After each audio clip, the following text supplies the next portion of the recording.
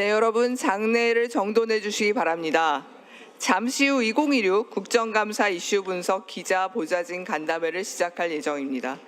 휴대폰은 꺼주시거나 진동으로 바꿔주시기 바랍니다.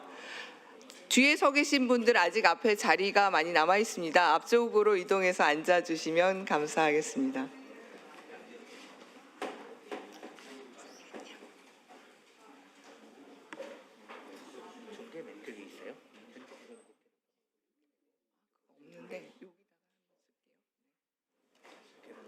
없는데 오늘의 간담회는 국회 방송에서 녹화 중계될 예정이고 유튜브를 통해서 생중계될 예정입니다. 네, 참고로 안내 말씀드립니다.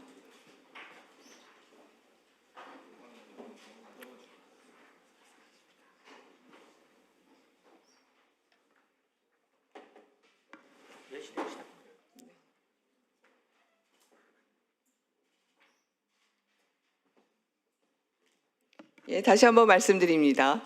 오늘의 간담회에는 유튜브 생중계 그리고 국회 방송에서 녹화 중계될 예정입니다. 혹시 휴대폰을 아직 끄시지 않았거나 진동으로 해주시지 않으셨다면 네, 진동이나 무음으로 해주시기를 부탁드리겠습니다.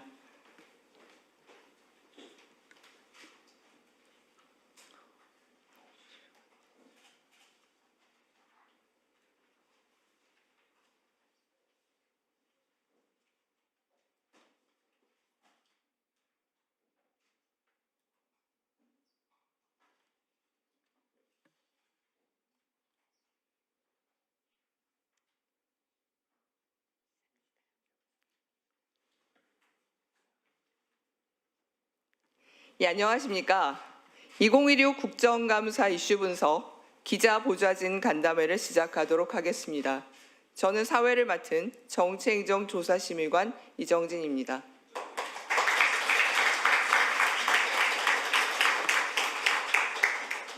더운 날에도 입법조사처가 발간한 2016 국정감사 이슈 분석 보고서에 관심을 가지고 참여해 주신 여러분께 감사드립니다. 조사처는 2026년 국정감사를 앞두고 국감에서 다루어질 정책 현안을 정리하여 국정감사 이슈 분석 보고서를 발간하였습니다. 올해의 보고서는 작년과 마찬가지로 질문 예시 방식을 채택함으로써 국감에 실질적인 도움을 드리고자 했습니다.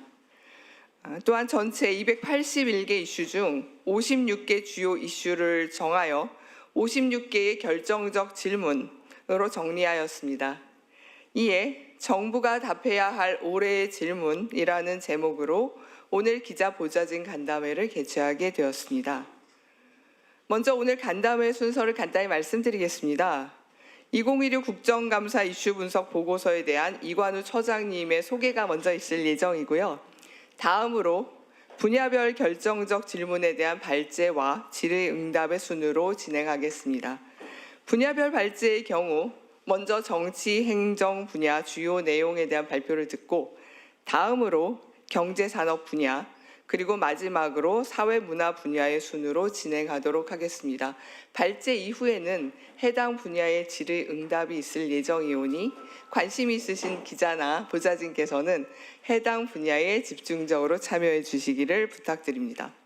그럼 먼저 이관우 입법조사처장님께서 보고서 소개 및 간담회의 취지에 대해 말씀해 주시겠습니다. 여러분 큰 박수로 맞아주시기 바랍니다.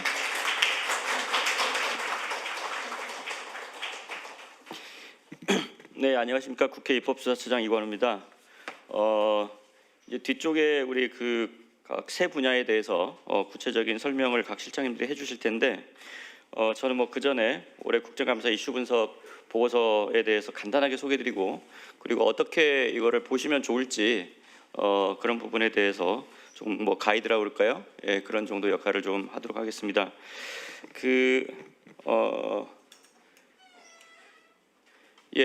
올해 국정감사 이슈 분석은 크게 세 가지 목표를 가지고 저희가 고민을 해서 이거를 작성을 했습니다. 첫 번째는 항상 보면 이제 올해 국정감사가 이제 제가 머릿말에도 썼지만 상당히 의미가 있는 것이 이제 22대 국회 전반기에서 이제 후반기로 넘어가는 그런 과정에 있어서 지난 국회가 앞서 2년 동안 여러 가지 지적했던 부분들이 또 하반기 국회 2년 동안 어떻게 반영이 될지 하는 부분을 좀 점검해야 되겠고, 그리고 다른 한편으로는 새 정부가 출범한 지 이제 1년여가 지났기 때문에 지난 1년 동안에 새 정부에서 출범한 이후에 했던 여러 가지 정책들에 대해서 리뷰한다는 의미가 있겠습니다. 그런 점에서 보면 올해 그 국감이 이제 정쟁화될 가능성도 상당히 있는데 저희가 그런 핵심 주제들을 미리 점검해서 좀 심도 있는 정책 중심의 국감이 될 수 있도록 하는 부분에 좀 포커싱을 맞췄고요. 그리고 해마다 매년 좀 더 심화되고 있기는 하지만 여러 가지 사안들에 대해서 다 나열하기보다는 제가 작년에도 설명드렸는데 그전 국감 이슈 보고서보다는 꼭지수가 절반 정도로 줄었습니다. 절반 정도로 줄었고 여러 주제에 대해서 다 조금씩 언급하기보다는 핵심적인 주제들에 대해서 아주 구조화된 질문들을 통해서 좀 더 깊게 그 문제에 대해서 들여다볼 수 있도록 그렇게 노력을 했습니다. 그리고 최근에 뭐 잘 나타나는 경향입니다만 그 여러 가지 사안들에 보면 한 부처에서 해결할 수 없는 사안들이 많고 한 가지 법에서 다 담을 수 없는 부분들이 많습니다. 그러니까 그만큼 우리 국가 정책에서 다루고 있는 부분들이 융복합적인 측면이 많기 때문에, 그래서 여러분들께서 나중에 이 목차를 살펴보시면 해당 상임위별로도 저희가 목차를 구성했지만 주제별로도 구성을 해서 한 가지 주제가 여러 상임위에서 동시에 이렇게 접근되어야 한다라고 하는 측면도 저희가 확인을 했습니다. 그래서 이런 세 가지 문제의식을 가지고 저희가 집필한 내용들에서 보면 국감에서 꼭 짚어야 될 핵심 이슈들에 집중을 했고, 그리고 정부가 책임 있게 답변할 수 있도록 날카롭게 질문을 구성했습니다. 이 부분 나중에 다시 설명드리고, 그리고 최대한 객관적인 수치와 데이터에 근거해서 질문들이 나올 수 있도록 하고, 그리고 국정감사 현장에서 활용할 수 있는 실효성 높은 정보를 제공하기 위해서 여러분들이 나중에 보시면 그 현황과 문제점 그리고 질문 예시 다음에 추가 요구 자료라고 하는 항목을 작년부터 만들어서 보강을 하고 있습니다. 그래서 이 추가 요구 자료 부분은 국감 해보신 분들은 아시겠지만 정부가 자료를 잘 안 주죠. 그리고 어떤 자료가 있는지를 잘 알려주지 않습니다. 그래서 어떤 자료를 꼭 요구를 하셔야 된다라고 하는 부분을 저희가 정부가 잘 안 내놓으려고 하고 그런 자료가 있는지조차도 잘 알려주지 않는 경우들이 많은데 그런 부분들을 저희가 찝어서 추가 요구 자료에다가 포함을 시켜놨습니다. 그래서 이런 취지로 올해 국감 보고서가 작성되었다는 안내를 먼저 드립니다. 간략하게 저희 연적 설명드리면 2009년부터 저희가 국감 관련한 이슈 보고서를 쭉 작성하기 시작했는데 그때는 그냥 이슈를 제기하는 수준, 어떤 것들이 있다라고 이제 알려드리는 수준이었고 조금 내실 있게 작성되기 시작한 건 2019년 정도였던 것 같습니다. 국감 과거 평가 보고서를 통합해서 이슈 분석 보고서로 이제 2019년부터 했는데 작년에 좀 큰 변화가 있었던 것은 그전에는 핵심 이슈에 대해서 이렇게 요점 정리하듯이 저희가 이렇게 작성을 했는데 작년부터는 저희가 그 요점 정리한 부분을 과감하게 줄이고 질문하는 부분을 절반 이상으로 이렇게 포함을 시켰습니다. 뭐 아시는 분들은 아시겠지만 제가 10번째 국회 입법수사처장인데 국회에서 보좌관 생활을 해본 첫 번째 처장이고 제 생각에는 앞으로도 있을까라는 생각이 들긴 하는데 제가 실제로 국감을 6번 정도 해보니까 해본 입장에서 그전까지 발간되었던 이슈 보고서를 보니까 큰 도움이 안 되더라고요. 그 요즘에 또 다 검색해보면 나오는 정보들이 많고 그래서 그런 정도로는 안 되겠다 싶어서 정말로 도움을 줄 수 있는 것은 질문을 어떻게 잘 구성해서 그 질문에 대해서 정부가 미리 어떤 질문이 나오겠다라고 하는 부분을 아주 까다롭게 저희가 제시를 하고 그걸 가지고 다시 한번 국감 현장에서 이 정부의 뭐 부처의 장관이라든지 이런 분을 통해서 질문하는 것이 국정감사의 효율성과 내용의 질을 높이는 데 중요하겠다라고 해서 그렇게 바꿨습니다. 그래서 올해 같은 경우에는 핵심 이슈 281개를 선정해서 국감 보고서를 작성을 했습니다. 작성 조사관은 총 84분이 참여를 하셨고 2달에 걸쳐서 뜨거운 여름 동안 고생을 많이 하셨습니다. 중간에 아주 긴 편집회의를 약 5차례 해서 여러 가지 내용들을 점검했고 전체 주기는 281개 그리고 중점주는 56개로 작성이 되었습니다. 그 구성은 이제 총 4권으로 여러분들께서 아마 다 받아보셨을 것 같고요. 그 56개 결정적 질문이라고 했는데 작년에도 목차를 제목으로 구성하기 위해서 키워드 중심에서 제목을 질문으로 구성하기 위해서 굉장히 많은 노력을 했는데 올해는 보시면 아시겠지만 아마 제 기억에는 281개 중에 270개 이상이 다 물음표가 붙어 있습니다. 예, 여러분 목차에서 이 제목 질문을 저희가 선정하는데 굉장히 많은 노력을 기울였고요. 그 목차의 질문을 보시면 이 주제에 대해서는 어떤 방식으로 문제의식을 갖고 물어봐야 되겠구나라고 하는 것을 직관적으로 알 수 있도록 그렇게 해서 제목도 저희가 결정적 질문이라고 이렇게 지었습니다.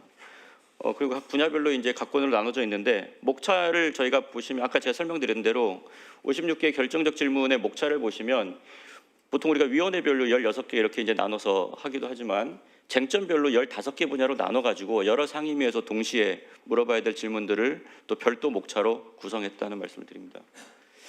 그래서 56개 결정적 질문 간단하게 소개드리면 이렇습니다. 제가 몇 가지만 소개드리면 안전보호 쪽, 재난안전 쪽에서는 산불 후유증, 또 교통생활안전에서는 사고조사의 독립성 문제, 어떤 사고 때문에 이게 논란이 되는지는 잘 아실 것 같고요. 디지털 사회안전 분야에서는 AI 디지털 성범죄 선제 대응, 그 인권과 아동인 안전 분야에서는 소년보호 6호 처분 관련해서 전면 점검이 필요하다라고 하는 부분 등이 이제 포함되어 있고요. 외교안보 좀 넘어가시면 통합 국가안보 전략에 대한 질문들이 있고, 방산 경제안보 보시면 K방산 잠수함 관련해서 이제 올해 어떤 사건이 있었죠. 이제 앞으로 어떤 과제가 있는지 이런 부분들에 대해서 질문을 넣었고, 경제산업 분야에서는 지금 최근에도 많은 논란이 되고 있습니다만 레버리지 ETF, 그다음에 국민성장펀드에 대해서 어떻게 확인을 해야 될지 이런 부분, 그리고 조세 재정에서 제가 좀 이따 설명드리겠지만 양도세, 종부세 등등 이런 부분들이 있습니다. 노동시장에서 노랑봉투법 핫 이슈고요. 선거행정에서는 선관위 문제 빠뜨릴 수 없을 것 같습니다. 사법인권 분야에서는 판결문 문제, 그리고 문화 공공책임 분야에서는 저작권료, 그리고 이제 1인 기획사 이슈가 있는데 한번 이 문제도 들여다보시면 재밌을 것 같습니다. 보건의료 분야에서는 비급여 시장, 그리고 소아응급의료 체계가 중요한 문제고, 교육 분야에서는 고교 학점제 문제가 대단히 심각한데 사회적으로 이슈가 별로 되고 있지 않아서 저희가 지적을 좀 했습니다.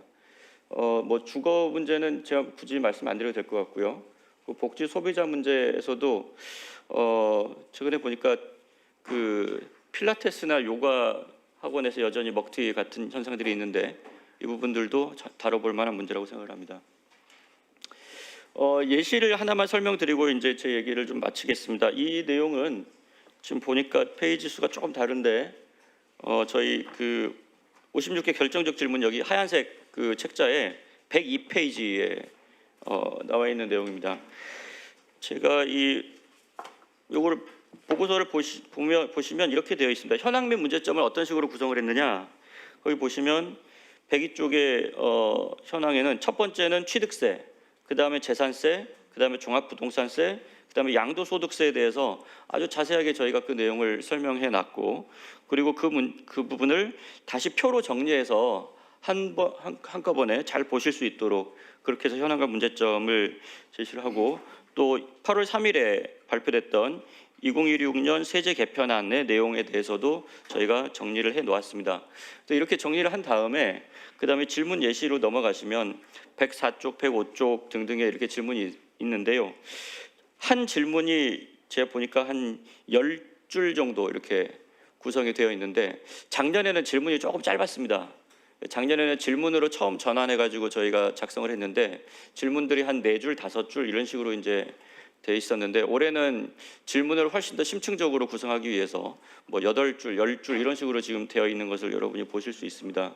그래서 각각의 그 질문에 대해서 이런 근거들을 들고 그럼에도 불구하고 중과 정책을 지속하는 것이 바람직하다고 생각하는 것. 작년에는 이 질문 예시 중에 이 두 번째 위에 있는 부분이 조금 설명이 좀 적었어요.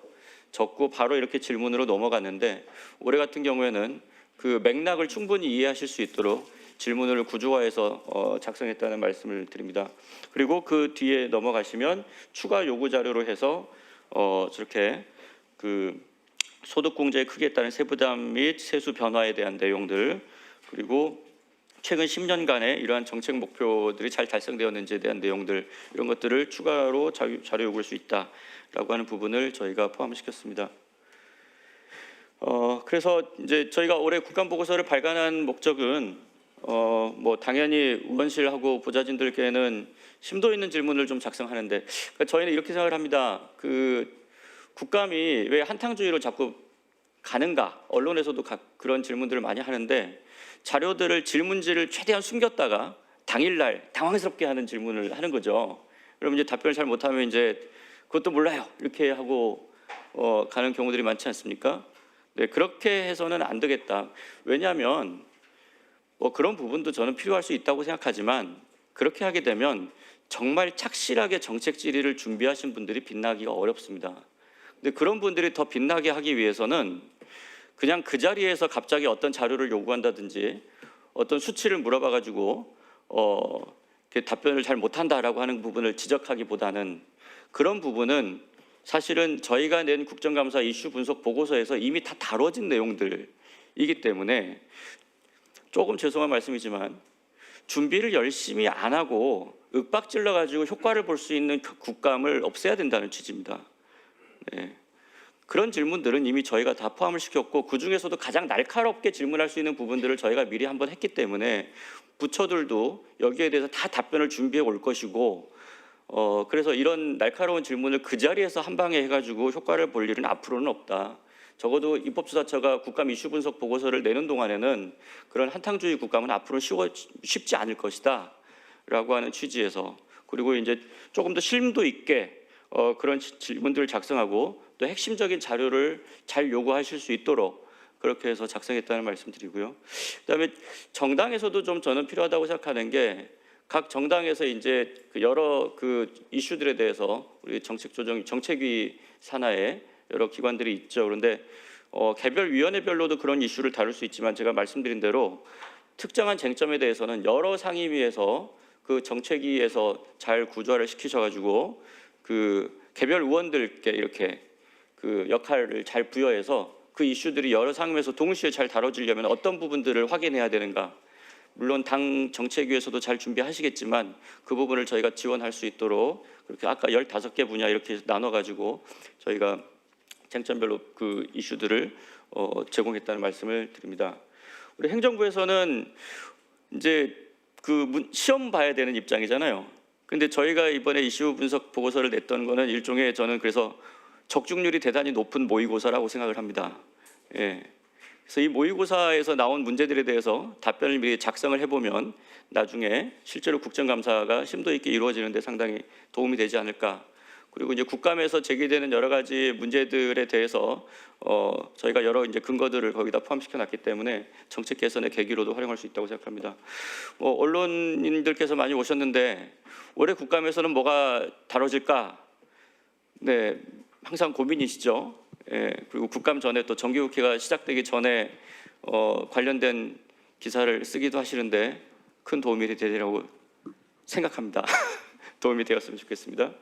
네, 그리고 이제 우리 국민들께서도 국정감사는 이제 국회에서 그냥 벌어지는 일인데 그게 아니고 어떤 이슈들이 실제로 이렇게 그 국정감사에서 제대로 다뤄져야 되겠구나라고 하는 부분들을 미리 이해하실 수 있고 나중에 이제 저희가 이 내용들을 당연히 우리 홈페이지에서 확인하실 수 있도록 이렇게 하기 때문에 그래서 그 내용들에 대해서도 언제든지 궁금하신 사항들에 대해서 확인하실 수 있도록 그렇게 하도록 하겠습니다. 그래서 아마 이것이 이제 올해 저희가 국정감사 이슈 분석 보고서를 작성하게 된 배경 그리고 취지이고요. 모쪼록 잘 활용하셔서 올해 국정감사가 정말 제대로 된 국민의 삶을 잘 들여다볼 수 있는 계기가 되고 또 정부가 정책을 쇄신할 수 있는 기회가 되기를 바랍니다. 고맙습니다.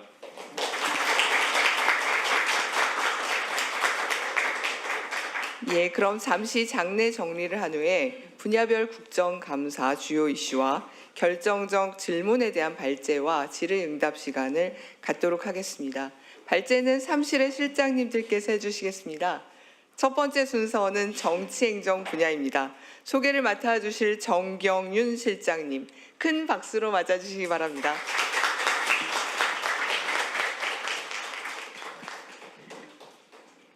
예, 안녕하십니까. 정치실장입니다. 소관 분야 브리핑 드리도록 하겠습니다.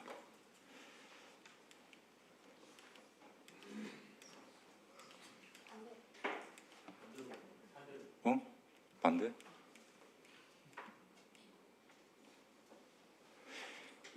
예, 정치실에서 분석한 76개 이슈가 되는데요. 주요 키워드를 먼저 보시겠습니다. 지역 소멸 대응, 선관위 개혁, 재난안전, 소년범죄, 국가인권위원회, 경찰 수사 등으로 정치실 소관 업무가 망라되어 있다, 이렇게 보시면 되겠습니다. 다음은 정치실 소관 위원회별 주요 분석 사례를 보시겠습니다. 운영위원회의 경우에는 국가인권위원회와 관련된 사항이 되겠습니다.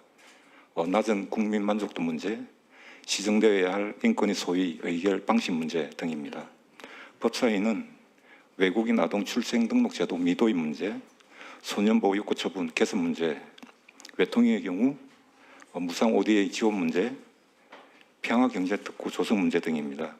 평화경제특구는 9월부터 지역 선정을 위한 1차 공모에 들어가게 되겠습니다.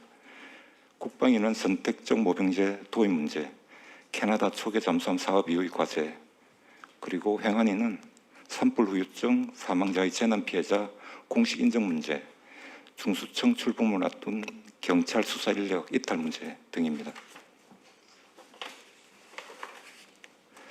앞서 보신 10개 사항 중에서 준비된 3가지 분석 사례를 보시도록 하겠습니다.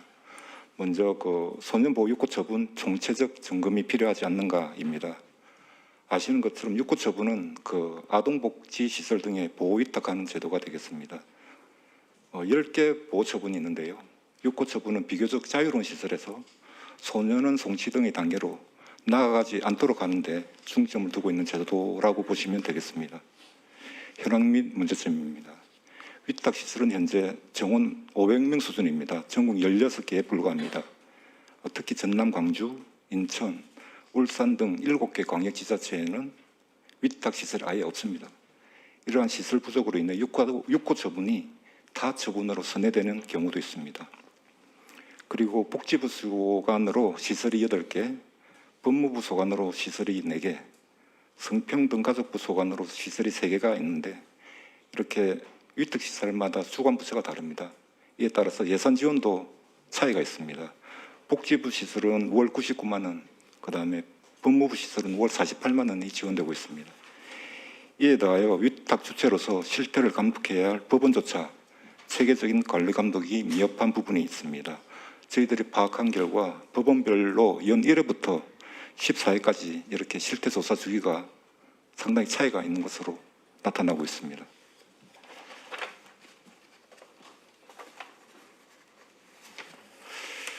다음은 질문 예시를 보시겠습니다. 저희들은 5가지 정도 질문을 구성했는데요. 1번 질문을 보시면 법원 행정처는 사법부의 판단이 인프라 부족으로 왜곡되는 문제를 인식하고 인프라 확보 대책을 마련하고 있는가? 3번 질문을 보시면 위탁시설의 체계적 관리 등을 위해 관계부처 간 협의체를 구성하는 한편 법원 간에도 통일적인 관리 감독 기준을 수립할 필요가 있지 않겠는가 등입니다. 다음 분석 사례는 선택적 모병제 군 인력 구조 개편의 정답이 될 수 있는가입니다. 현황 및 문제점입니다. 이 제도는 병역 대상자로 하여금 단기 현역병과 장기 복무 기술 지박형 부사관 중에서 선택 복무하도록 하는 것입니다. 참고로 제21대 국회에서 3년 복무의 전문 병사를 현역병 범주에 추가하는 병역법 개정안이 제출된 바 있으나 임기 만료로 폐기된 바 있습니다. 지난 8월 20일 국방부는 내년에 기술 집약형 부사관으로 3,000명을 선발하고 복무 기간은 3년 또는 4년으로 하겠다는 내용을 발표한 바 있습니다. 3,000명 수준은 올해 현역병이 18만 5천 명이었는데요. 한 1.6% 정도 되는 것 같습니다. 병력 자원 급감이나 미래전 대응, 청년 일자리 창출 등 여러 측면에서 도입의 필요성은 있다고 하겠습니다. 다만 계획 대비 충원 가능한지, 그 다음에 예산 문제, 그리고 병역 부담의 특정 계층 편중 가능성 우려 등과 관련해서는 충분한 논의가 필요하다고 보았습니다.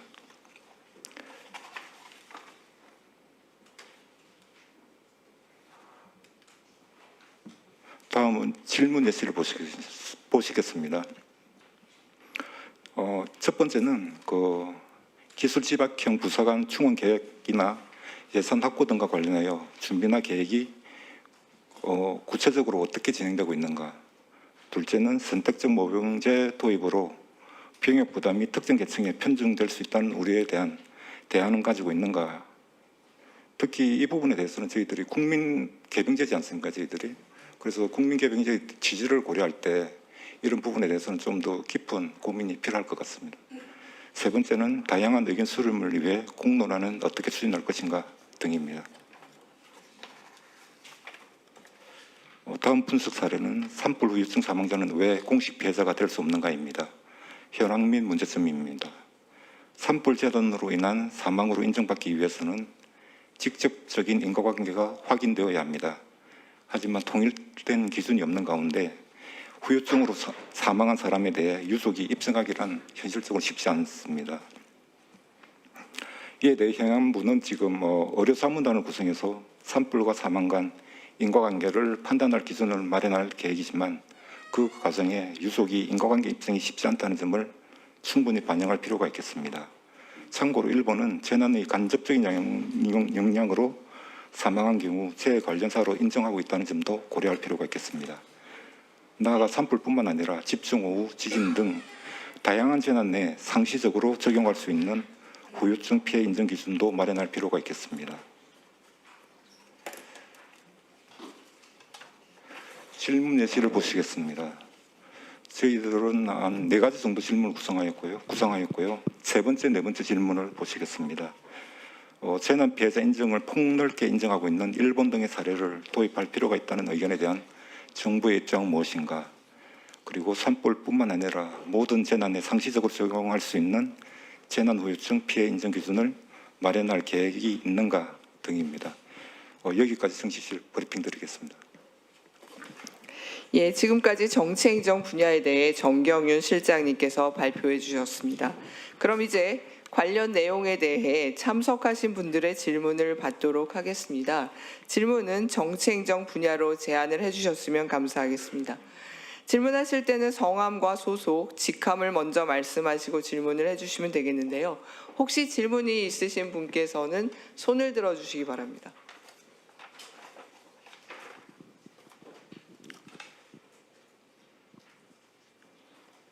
네, 아마 저희 실장님의 발표가 너무 완벽해서 질문이 없으신 것 같은데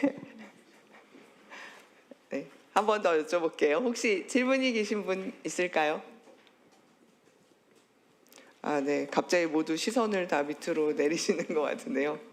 그러면 저희가 전체 발표, 3실의 발표가 모두 끝나고 난 뒤에 종합적인 질의응답 시간이 있습니다. 그때까지 시간이 있으니까 혹시 궁금한 점이 있으시거나 지금 바로 질문하시기 어려우시면 생각을 해주셨다가 마지막에 질문을 해주셔도 좋을 것 같습니다. 지금까지 발표해 주신 정경윤 실장님 고생하셨습니다. 큰 박수 부탁드립니다.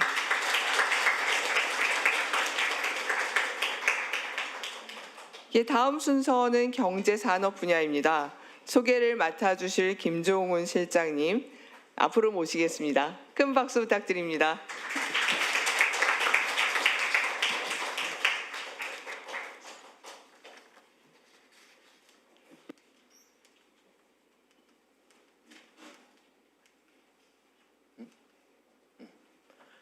네, 방금 소개받은 경제산업조사실장입니다.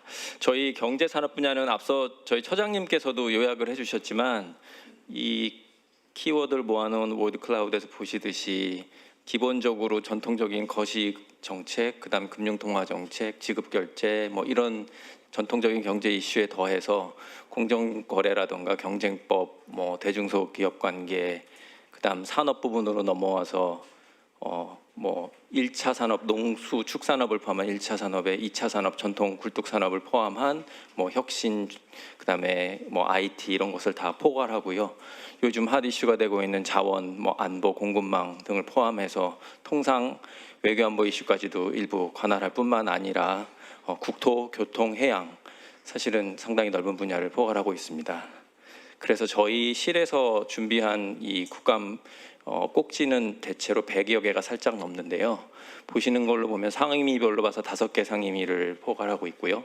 그 중에서 각 상임위별로 2개 정도로 해서 한 10개로 저희 실에서 제출한 게 앞서 처장님께서 말씀하신 56개 핵심 질문에 포함되어 있습니다. 그 중에서 1개 예시는 이미 그 예로 처장님께서 소개하신 주택 양도소득세와 종합부동산세 관련된 걸 보셨고요. 각각을 보면 정무위에 2건, 재경위 2건, 산업통상자원 중소벤처기업위원회 2개, 그리고 농림축산식품해양수산위원회, 이름이 길어서 제가 항상 헷갈리는데 여기 2건, 국토교통위원회 2개입니다.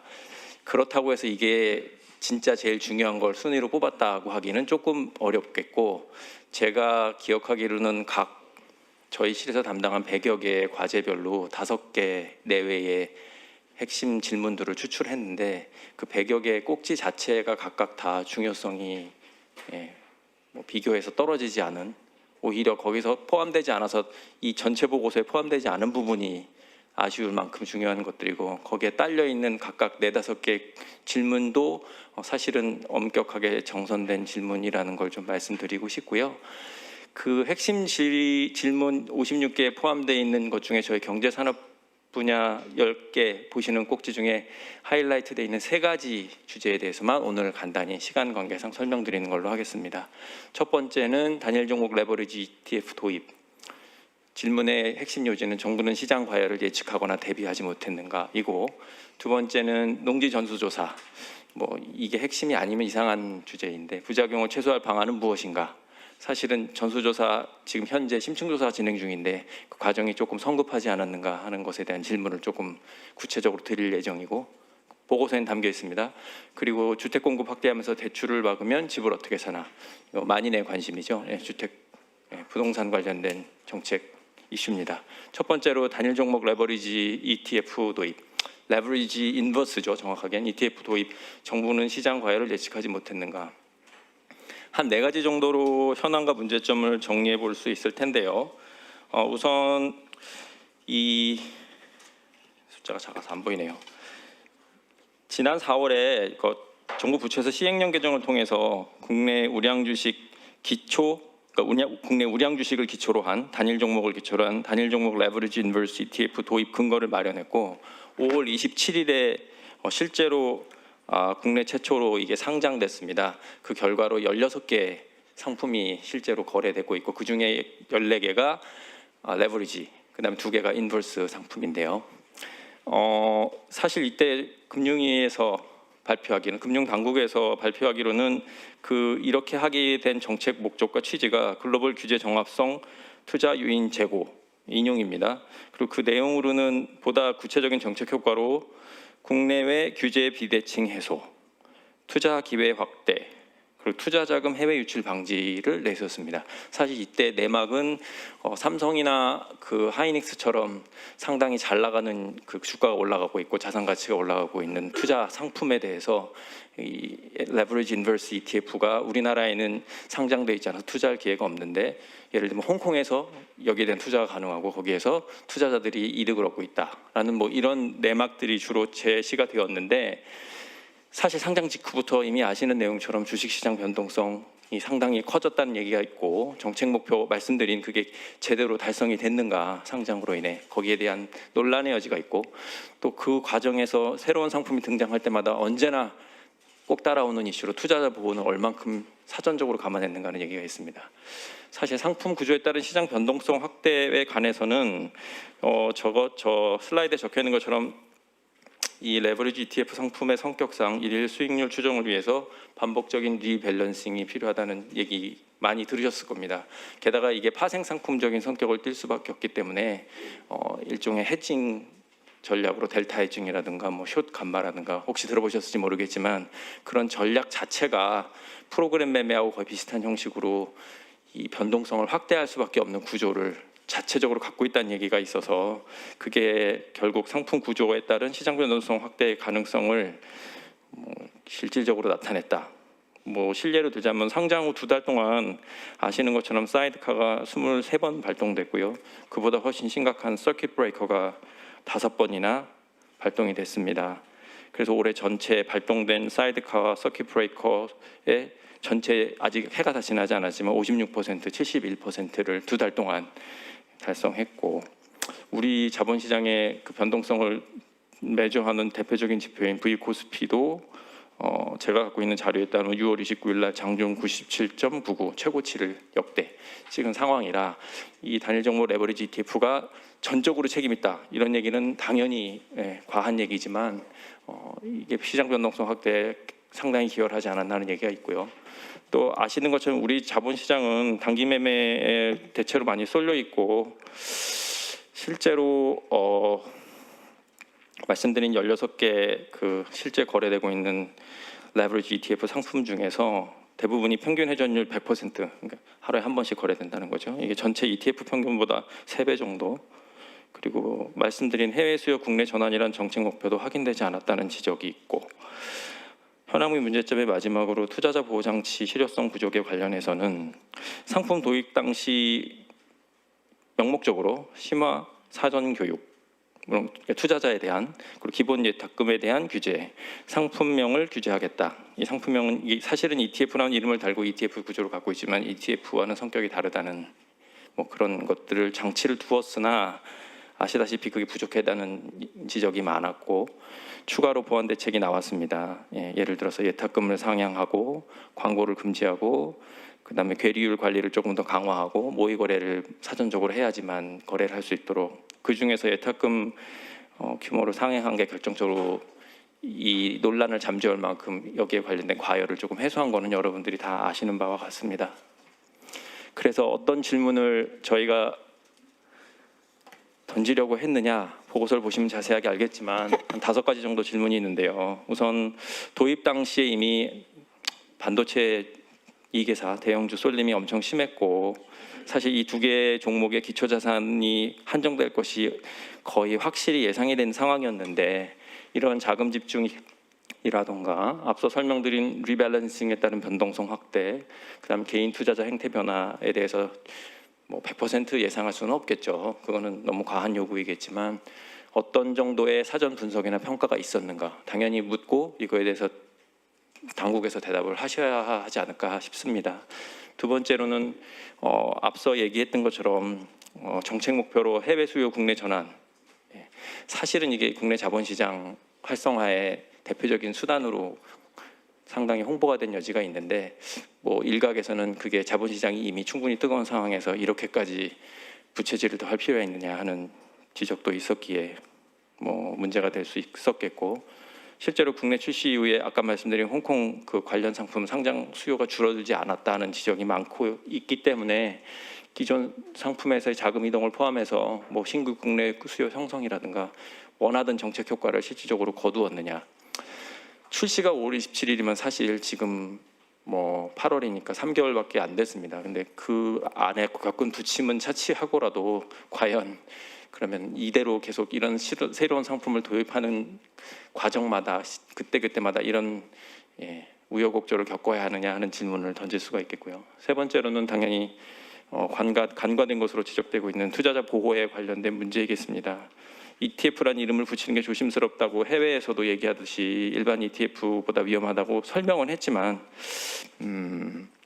상품에 대한 접근성을 조금 더 강화하는 쪽으로 접근하다 보니 아무래도 상응하는 투자자 보호 체계는 사후적이고 나중에 문제가 좀 생긴 다음에 뒤늦은 것이 아닌가, 그런 의미에서 이제 과열과 손실이 현실화된 이후에 물론 효과를 보긴 했지만 사전적으로 했으면 좋았을 것을 뒤늦게 이런 식의 투자자 보호나 시장 안정 조치를 추가로 내야 했던 것은 사후 약방문이 아니었는가. 그리고 이게 사실 결정적인 마지막 질문인데요. 새로운 금융상품 도입 또는 규제 완화 이런 걸 추진할 때 항상 우리 금융당국이 내세우는 건 글로벌 정합성입니다.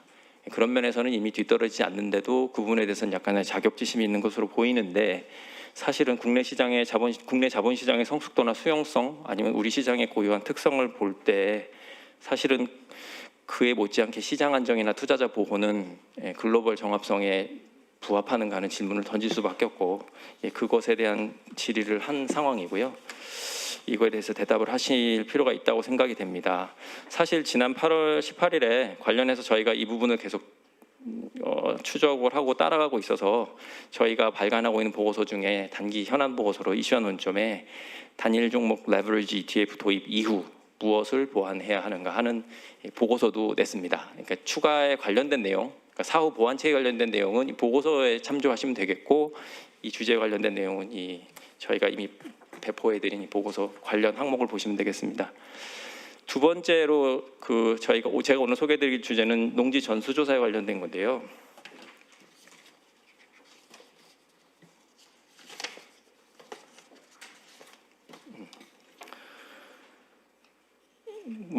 그 배경에 대해서는 잘 아시겠지만 지난 5월 18일 농림축산식품부가 기본 농지 전수조사의 절차에 들어가서 그대로 인용하자면 현행 농지법 시행 이후인 1996년 1월 이후 취득한 농지를 대상으로 5월에서 7월 지난 이미 시행된 기본조사를 하고, 그 결과를 바탕으로 해서 지난 8월 이번 8월부터 12월까지 올해 말까지 심층 조사를 진행하겠다고 발표를 했습니다. 그 배경으로 이제 귀농, 귀촌, 희망자 농지 취득이 어려운 이유가 지가 상승에 있다라는 게 주로 제기가 되었고, 그에 따라서 대규모 인력을 투입한 농지 전수조사에 착수를 한 상태인데요. 이미 기본조사가 끝난 과정에서 이미 잘 아시는 것처럼 무단휴경, 불법 전용, 농지 불법 전용, 그다음에 임대차 법규 위반 등이 의심되는 농지가 다수 발견이 됐습니다.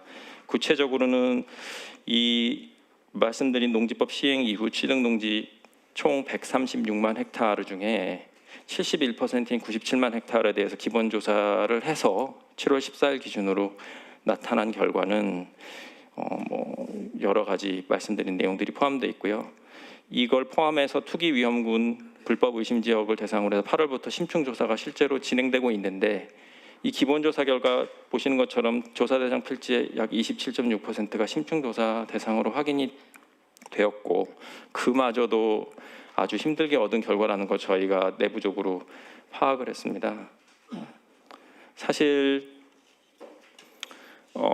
이 단계, 이 과정에서 이미 농정당국에서 어느 정도 문제점이 있을 것이라는 걸 감안을 해서 이런 조사가 이루어지는 것에 대한 부작용으로 임대차 일방 종료, 강제 퇴거 이런 일이 일어날 것을 예상을 해서 임차농 피해 및 불법 행위 신고 센터를 운용을 했는데, 결과적으로 신고가 매우 저조한 걸로 나타났습니다. 과연 그럼 이게 이런 경우가 없기 때문이냐? 그렇지 않을 가능성이 높다는 우려가 있습니다.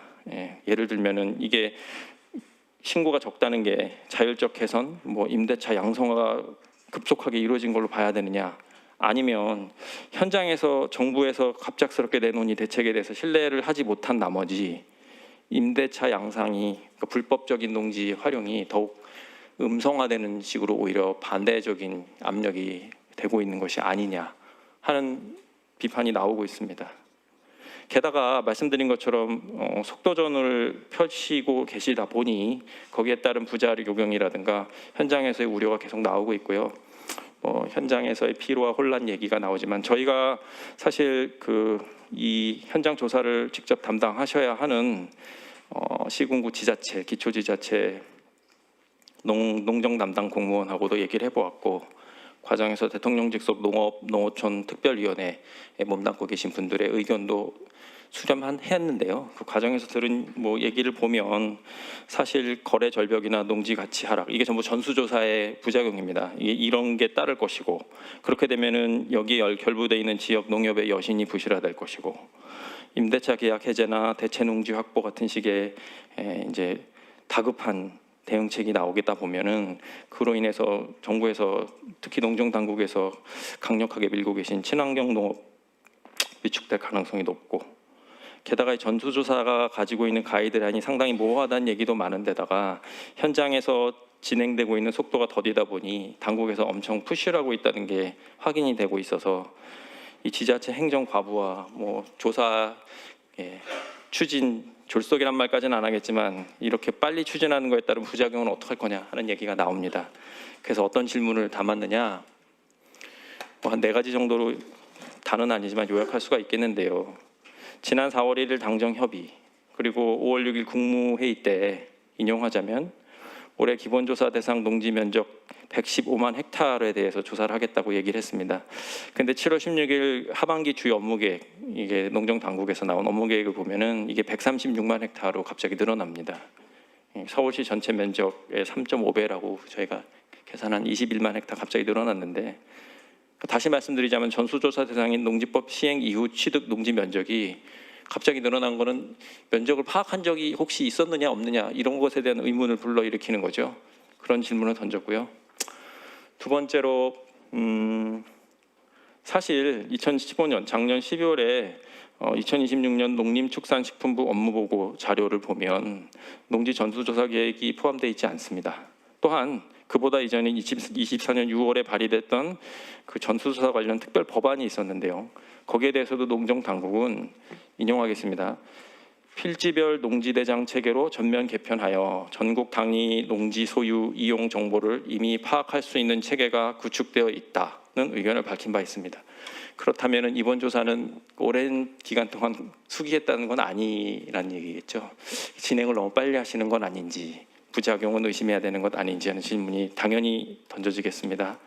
세 번째로 이미 얘기가 나왔지만 농지 불법 임대차의 상당수는 어쩔 수 없는 경우가 많습니다.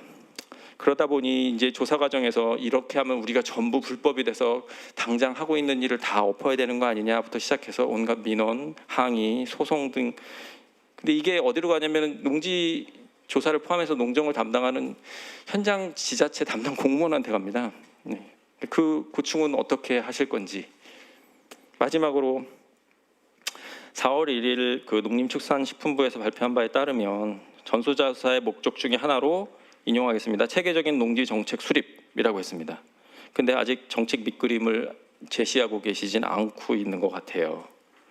그렇다면 이게 조사 자체 결과나 단순 실적, 이 행정 규제만 챙기고 계신 게 아닌지, 혹은 투기 근절이나 그 농지에 관련된 DB 구축이 1차적인 목표라서 궁극적으로 농지 정책에 관련돼서 방향이 뭔지는 아직도 알 수 없는 상황이 아닌 건지, 2024년 1월 농지법 개정하고 나서 사실은 농지의 관리에 관한 기본 방침이라는 게 규정되어 있습니다. 근데 아직 이게 나오지 않은 것으로 알고 있는데, 전수조사 목표 차원으로도 이게 나와야 적어도 현장에서 무엇을 위해서 하는지를 알 수가 있고 부작용이 줄지 않겠는가.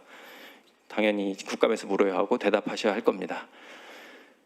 다음 세 번째 마지막으로 저희 경제산업 담당 분야에서 오늘 설명드리려고 고른 주제는 주택 부동산 규제 정책 관련된 것인데요.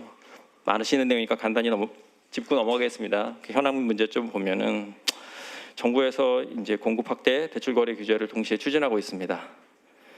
실수요자 내 집 마련 지원, 집값 상승 억제, 가계 부채 관리, 이게 다 포함되는데 그 중에 뭔가가 우선순위에 따라서 정책 방향이나 정책의 기조가 상당히 다를 수 있을 것 같은데 그 방향성이 분명히 밝혀져 있는지 사실은 잘 모르겠습니다.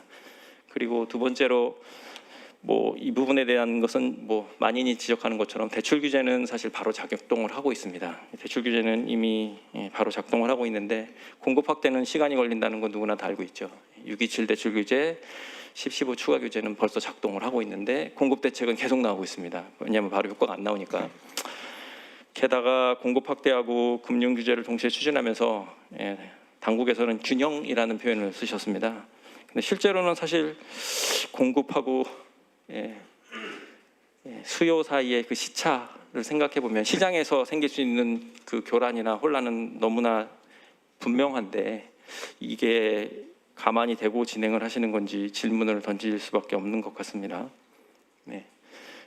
그리고 마지막으로 이거는 이제 이 대출 규제 쪽, 수요 규제 쪽인데 이쪽이 과연 공정성이라든가 형평성 차원에서 말이 되는가 하는 질문을 던질 수밖에 없는 게 이 대출한도 규제, 그다음에 DSR 강화, 그다음에 전세 대출 규제 이런 거는 사실 서울이라든가 수도권 주택 시장에서는 이런 규제에 걸리지 않는 현금을 가진 사람들한테 더 유리하다는 얘기가 파다합니다. 잘들 아시는 것처럼 특히 총부채 원리금 상환 비율, 이건 서울 수도권에 모두 다 좋아하는 고가 또 선망하는 주택 시장에서는 결정적으로 제약으로 작용하고 있기 때문에 대출 규제가 별로 두렵지 않은 현금 보유자들한테 유리할 수밖에 없는 거고요. 그럼 당연히 대출에 의존할 수밖에 없는 실수요자들한테 불리할 수밖에 없고, 공급 확대를 발표한다고 해도 그렇다면은 이 실수요자를 대상으로 한 공급일지라도 실제 구매 가능성이 낮아지거나 수요 여력이 떨어질 수밖에 없겠고, 그럼 장기적으로도 정책 체감 효과나 신뢰도가 떨어질 수밖에 없다는 건 제가 뭐 이거 다시 얘기 안 해도 몇 년 동안 반복된 얘기라, 그렇다면은 이게 앞뒤가 맞는가 하는 얘기를 당연히 안 할 수가 없겠죠. 마지막으로 제가 맡은 시간에 마지막 죄송합니다. 질문을 5개 던지고 끝내겠습니다. 주택 정책 목표가 결국은 실수요자 내 집 마련이냐, 집값 상승 억제하는 거냐, 아니면 가계부채 관리냐, 그걸 우선순위를 일단 분명히 해주셔야 정책의 수혜자 혹은 정책의 영향을 받는 사람들이 행동이 조금 더 예측 가능하지 않을까 싶습니다. 서울 수도권 도심 핵심 입지 공급 늘리겠다는 게 이번 주택 공급 부동산 대책의 결국은 핵심이죠. 근데 같은 지역의 규제 지역 지정 대출 규제는 강화되고 있습니다. 그렇다면 이게 균형인지 아니면 정책의 상충인지 묻지 않을 수가 없겠습니다. 그리고 정부가 사실은 수요 규제를 하면서도 사실은 서울 수도권 핵심 지역에서 실수요자를 보호하겠다는 얘기를 매우 강조하고 계신데, 앞서 말씀드린 것처럼 대출 한도 제한은 현금 보유자보다는 대출을 의존하고 있는 실수요자들한테 조금 더 제약으로 작용하지 않을까. 그렇다면 이게 자금 부담 혹은 수요 위축 부분을 고려하지 않을 수 없고, 이게 길게 보면 매매 시장에 대한 규제이지만 임대 전세차 전세 월세 임대차 시장으로 당연히 파급될 수밖에 없는 부분이고요. 네 번째로는 공급 확대랑 금융 규제를 동시에 추진하고 있으면 그 시차로 볼 때 당연히 문제가 생길 수밖에 없는데, 당장 주택 가격을 누르는 방식으로 예전처럼 똑같은 방법을 반복하신다면 이게 부작용이 없겠는가 하는 질문이고, 반복적인 질문에 같습니다만은 청년 신혼부부 공급 확대를 매우 중시하시는데, 이 사람들이 사실은 대출 규제의 핵심인 정책 대출 금융 접근 조이는데 영향을 제일 많이 받는 게 아닌가 하는, 그래서 결국은 수혜를 드리고 싶은 부분하고 그다음에 규제를 받는 부분하고 겹치는 게 아닌가 하는 질문입니다. 저희 경제산업 담당 부분은 이 정도로 마치겠습니다. 감사합니다.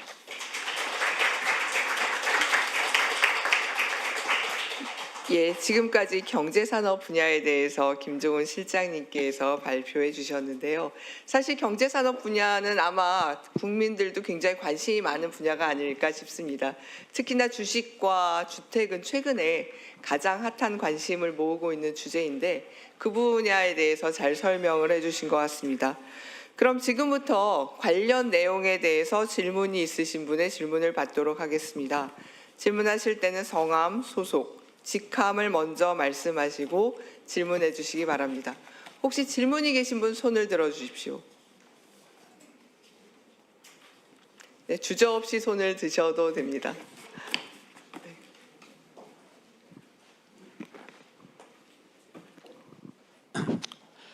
감사합니다. 아주경제 김준환 기자인데요. 그 이슈 분석 보고서 2달에 걸쳐서 작성하신 점 고생 많으셨고요. 그 사실 질문에 그 정부가 답해야 할 질문을 설정할 경우에는 질문 프레임에 따라 가지고 특정 정당이나 뭐 정책에 따라서 유리하거나 불리하게 작용할 수 있을 것 같습니다. 그래서 적합한 예시인지는 모르겠지만 예를 들자면 이게 딱 맞는 케이스는 아니긴 하겠지만, 이주 대책 없이 빠르게만 추진하는 도시정비 사업, 주거환경 개선에 문제가 없나, 이렇게 이런 질문이 있을 경우에 이주 대책 없이 빠르게만 추진하는 이렇게 질문 프레임에 딱 걸리거든요. 그래서 만약에 이렇게 질문 발굴 및 선별 과정에서 편향성 논란을 좀 피하기 위한, 중립성을 유지하기 위한 뭐 구체적인 기준이나 절차 마련 이런 건 좀 없었을까요? 워낙 저희가 말씀드린 것처럼 포괄한 주제가 많다 보니 경제산업 분야만 국한해서 말씀을 드려도 일괄적으로 적용되는 스탠다드를 말씀드리긴 좀 어려울 것 같고요. 기자님 지적하신 부분이 사실 그 부분은 질문에서 요지로 봤을 때 안 택하셨으면 싶은 바로 그런 주제인데, 저희 나름대로 다단계를 걸쳐서 뭐 저희 경제산업 담당한 경제산업조사실 내부 담당과 담당 조사관 그리고 전체 조사처 회의 등 뭐 앞서 처장님이 요약해 주신 뭐 5회 심층 회의 정도가 아니라 제가 기억하기로는 10번 이상 이게 맞느냐 혹은 이게 옳으냐는 식의 절차를 거친 것은 맞습니다. 근데 그게 그 과정으로 나온 이 보고서 자체가 그러면 꼭 질문 꼭지의 선정이라든가 그 선정된 질문의 표현이라든가 거기서 드러나는 방향성이란 게 편향이 없고 공정하고 객관적이냐, 그 부분에 대해서는 자신 있게 얘기할 수는 없습니다. 저희가 고민한 질문들은 사실은 이거보다 훨씬 편향적이고 훨씬 뭐라고 해야 되죠? 핫하다고 해야 되나요? 좀 더 공격적인 질문들이 되게 많았습니다. 거르고 덜어내고 줄이는 과정에서 여기까지 온 건데, 그 과정에서 누군가의, 꼭 여야 정당뿐만 아니라 누군가의 입장에서는 이게 국회 입법조사처 경제산업 담당 분야에서 질문할 수 있는 질문으로 편향적이지 않는가 하는 질문을 하실 수 있다는 생각이 들고요. 지적하신 그 주제가 그 중에 하나일 수 있다는 것도 충분히 알고 있습니다. 다만 저희가 가지고 있는 기준에 따라서 그거를 어떤 선정과 표현과 이런 발간을 했을 때 저희가 그걸 다 걱정해 가면서 무색무취하게 내자면 이런 식으로 질문형의 보고서를 내지는 않았을 것 같고요. 그런 측면에서 저희 나름대로 객관성을 최대한 살려보자 하고 낸 것이니, 어떻게 보면은 언론뿐만 아니라 뭐 일반 국민들께서 보시기에 이 부분은 사실 별로 그렇게 큰 주제 혹은 객관적으로 누구나 물어볼 수 있는 주제 아니라고 생각하실 수도 있겠습니다. 이 정도로 답변드리면 될까요? 예, 지금 답변하신 내용과 관련해서는 처장님께서 추가로 답변을 해주시겠습니다. 네, 질문 감사합니다. 우리 경제시장님 말씀 잘 해주셨고요. 제가 좀 추가로 말씀드리면 뭐 이 부분은 사실 할 말이 좀 많긴 합니다. 그리고 국감에서도 굉장히 뜨거운 이슈가 될 것 같은데 그 문제를 제기해 주신 문제 저기 꼭지죠. 그 도시정비 사업 이주 대책 없이 빠르게 추진하는 도시정비 사업에 문제가 없는가라고 하는 부분은 국토교통부에 해당되는 문제이기도 하고, 그리고 사실 서울시에 해당되는 문제이기도 합니다. 그리고 그 현황 및 문제점이나 질문에 보시면 국토교통부와 서울시에 대한 각각의 내용들이 다 포함되어 있고요. 그다음에 국정감사 대상에는 당연히 지자체들이 포함되어 있죠. 그래서 지자체들에 대한 감사도 국정감사 때 이루어지기 때문에 이 부분은 국토교통부와 서울시 등, 또 서울시만 꼭 포함되는 것은 아닐 거라고 생각이 됩니다. 그래서 해당되는 문제점이 있는 지자체들에 대해서는 다 공통적으로 질문할 수 있는 부분일 것 같고요. 그리고 한 가지 더 말씀드리면, 지금 이번에 그 지방선거 때 여러분이 보시면 두 정당의 후보 큰 교섭단체 큰 두 정당의 후보들이 모두 비슷한 공약을 냈습니다. 실제로 재건축을 많이 하겠다는 어떤 경쟁적인 공약이 있었고, 저희가 계속 주의 깊게 봐왔던 부분은 두 정당 할 것 없이, 그리고 정부와 지자체 할 것 없이 지금 도시 정비 사업을 물량 중심으로 이렇게 계속 이야기를 하고 있고, 어제 오늘도 비슷하죠. 그런데 그 과정에서 실질적인 이주 대책, 그리고 이제 그 속도, 그다음에 그 재건축이 됐을 때 이제 부족해지는 전세, 말 그대로 주거 대책, 이런 부분들은 어떻게 준비를 하고 있는가에 대해서 사실 그렇게 충분한 논의가 부족했다는 점이 저희가 주목한 부분이었고, 그 부분에 대해서는 당연히 중앙정부, 지방정부 등등에 모두 한꺼번에 물을 수 있는 부분이고, 특정 정당이 아니라 여러 정당에서 다들 비슷한 공약이나 이런 부분을 낸 적이 있기 때문에 다 같이 물을 수 있는 부분이라고 생각을 합니다. 그래서 다른 주제들에 대해서도 마찬가지입니다만은 저희가 어떤 특정 정당 혹은 그다음에 중앙정부, 지방정부를 이렇게 별도로 구분하지 않고 문제점이 있는 곳이라면은 저희가 모두 다 국정감사 때 논의할 수 있는 부분이라고 생각해서 지적했다는 부분을 말씀드립니다. 예, 추가 설명 마치겠습니다. 예, 답변이 되셨을 거라고 생각을 하고요. 혹시 또 다른 질문 있으신 분 계시면 손 들어 주시기 바랍니다.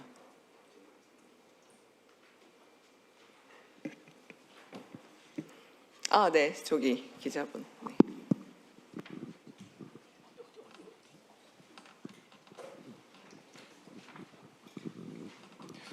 네, 안녕하십니까. 연합인포맥스 김성준입니다. 저는 그 농지 전수조사 관련해서 질문드리고 싶었는데요.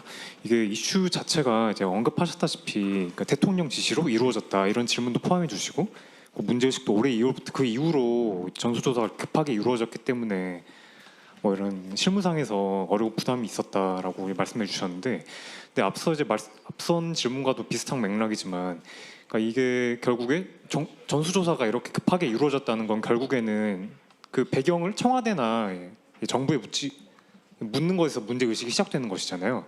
그래서 한편으로는 이게 경제산업 분야라면 농지 양도세라던가 뭐 이런 부분에 포커스를 맞춰서 진행할 수도 있었을 거라 생각이 되는데, 그 농지 전수조사에서 그러니까 이 전수조사 과정 자체를 이 질문으로 이제 뽑아가지고 삼으신 어떤 배경이 특별히 있으신지 그걸 여쭤보고 싶었습니다.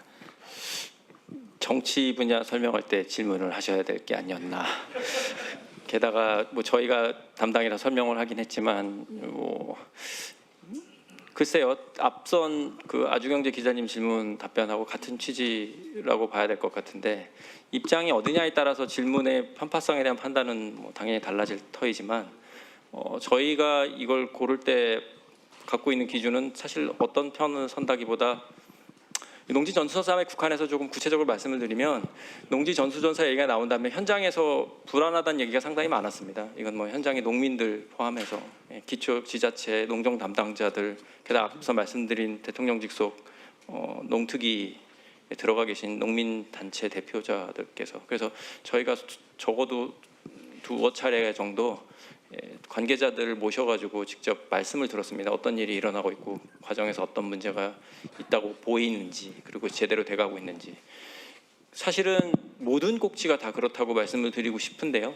그 중에서 경중은 있겠지만 상당 부분의 꼭지는 저희가 그런 내부적으로 일상적으로 이루어지고 있는 조사 분석 과정을 거쳐서 때로는 이게 앞서 보여드린 뭐 이슈와는 좀 보고서로 이렇게 나가기도 하지만, 국정감사 때 당연히 물어야 될 질문으로 분류가 되는 경우가 있어서, 오늘은 저희 경제 산업 분야에서 담당하고 있는 전체 100여 개 꼭지를 저희가 이번에 제시를 했는데, 보고서에 그 중에서 56개 핵심 질문에 들어간 10개 가운데에서 3개를 뽑아 설명드린 거와의 하필, 어떻게 보면 뭐 하필이란 말은 빼더라도 농지 전수조사가 들어간 것이고, 보고서 보시면 농업 관련해서 적어도 제가 기억하기로 4꼭지는 들어 있습니다. 보시면 그게 어느 한편 쪽으로 쏠려 있지 않다는 것은 바로 드러나실 터이고요. 이 정도로 답변이 될까 싶네요. 어쨌건 조금 더 구체적인 내용에 대해서는 아마 지금 실장님께서 답변을 계속하고 계셨는데요. 담당 조사관이 있습니다. 그래서 농업 관련 담당을 하고 계신 김규호 조사관님의 답변을 추가로 듣겠습니다.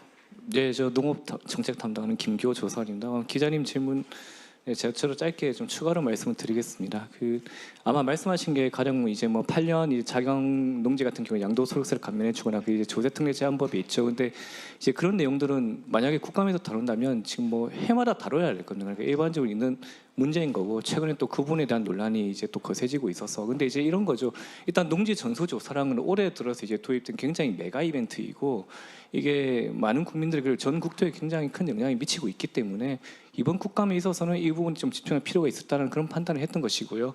그리고 아까 그 가령 8년 자경 양도소득세 감면 같은 경우가 가장 큰 어떤 종류의 편법적으로 어떤 일이 일어나냐면 너무 잘 아시겠지만 말 그대로 불법 임대차 같은 경우가 일어나는 거죠. 왜냐하면 자경을 위장을 해야 하니까 실제로는 임대차를 줬지만 뭐 부재 지주라든가 이런 분들이 자경한 것처럼 하시는. 그런데 이제 이번에 지금 기본조사 마친 걸 보면 21.1% 정도가 아마 그렇게 의심받는 농지일 겁니다. 그런데 지금 이제 저희 농정당국이 과연 그러한 종류의 정말 조금 악질적인 고의적인 그런 어떤 불법 임대차인지, 아니면 이것이 고령화나 어떤 인용에 의해 가지고 굉장히 현장에서 불가피한 사항들이 있습니다. 그리고 농지은행이라는 접근성이 낙하는 이런 부분들 때문에 그렇게 이루어진 임대차인지에 대해 가지고 도대체 그 접근할 때부터 지금까지도 이 부분을 어떻게 제대로 판단해서 심층조사를 한다고 하지만 그런 부분들에 대한 어떤 여러 가지 설계가 이렇게 심층적으로 잘 되어 있다고 보기는 좀 힘든 부분이 있거든요. 그런 부분 때문에 이번에는 어쨌든 간에 큰 이벤트인 농지 전수조사를 계기로 그리고 여러 가지 이런 많은 아까 22.1% 이런 수치들이 정부의 성과처럼 불과 3개월 만에 이렇게 이뤄낸 성과처럼 공표되고 있는데 이게 과연 성과인지 아니면 지금 굉장히 만연해 있다는 얘기잖아요. 지금까지 왜 이것을 잡지 못했으면 아니 법과 현실의 괴리라든가 이런 문제는 없은지에 대한 자성의 목소리는 또 잘 들리지 않거든요.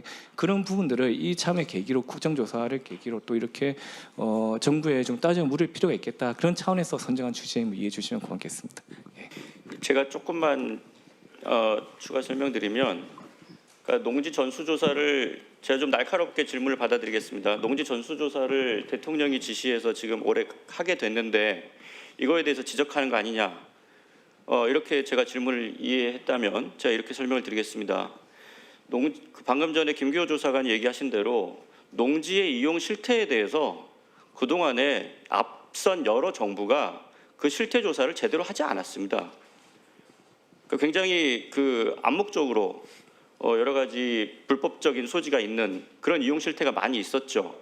근데 그 문제가 너무 큰 문제이기 때문에 이전에 여러 정부들, 어느 정당의 정부라고 제가 얘기하지 않겠습니다만 공통된 것이죠. 그래서 수십 년간 이 이용 실태를 그냥 파악도 하지 않고 놔뒀던 것이고 그것이 대단히 구조적인 문제이고 이제 그 부분에 대해서 예를 들면 농지 이용 실태에 대해서 조사를 해보자라고 하는 문제 제기는 타당할 수 있다고 생각을 합니다. 근데 저희가 이제 여기서 지적한 부분은 너무 짧은 기간에 그 문제 제기는 대단히 타당한데 그동안에 그렇게 앞선 정부들이 하지 않았던 부분에 대해서 정부가 당연히 문제 제기를 할 수 있는 것이고 근데 하는데 지금 그 절차나 시기나 과정이 적절한가? 그리고 실제로 농지 전수조사의 정책적 효과가 제대로 나타나려면 어떻게 해야 되겠는가라고 하는 부분에 대해서 저희가 여러 관계자들, 정부와 그다음에 실제로 이용하시는 분들, 농민 단체들 그리고 관련된 학자들을 여러 차례 불러서 간담회를 했고 그 부분에 대해서 제대로 된 농지 전수조사가 되려면 어떤 방식으로 보완이 좀 필요하다 이런 여러 가지 얘기들을 들어서 이번에 이슈로 이거를 선정한 것이고요. 그래서 지금 이것이 이거 자체가 농지 전수조사 자체가 좋은 일이다, 잘못이다 이렇게 간단하게 함부로 이야기할 수는 없는 문제고 이것은 대단히 구조적인 문제고 어떻게 보면은 할 때 잘해야 된다. 네, 이런 차원에서 이번에 이슈를 제기했다는 점을 말씀드리겠습니다. 예, 역시 경제산업 분야가 질문이 좀 날카로운 것 같습니다. 여러분 오늘 받으신 책자에 보면 담당 주제에 대해서 담당 과와 그리고 담당하는 분의 전화번호가 적혀 있습니다. 그래서 좀 더 구체적인 내용에 대해서 궁금하시면 해당 번호로 연락을 주시면 아마 좀 더 구체적인 내용을 아실 수 있을 것 같습니다. 그럼 지금 시간 관계상 다른 질문이 없으시면 저희 다음 주제로 넘어가 보려고 합니다. 예, 그러면 다음은 사회문화 분야의 정책 현안에 대한 질의가 있겠습니다. 사회문화 분야에 대해서는 홍일표 실장님께서 발표를 해주실 것입니다. 네, 저희 소개를 맡아주실 실장님 큰 박수로 맞아주시기 바랍니다.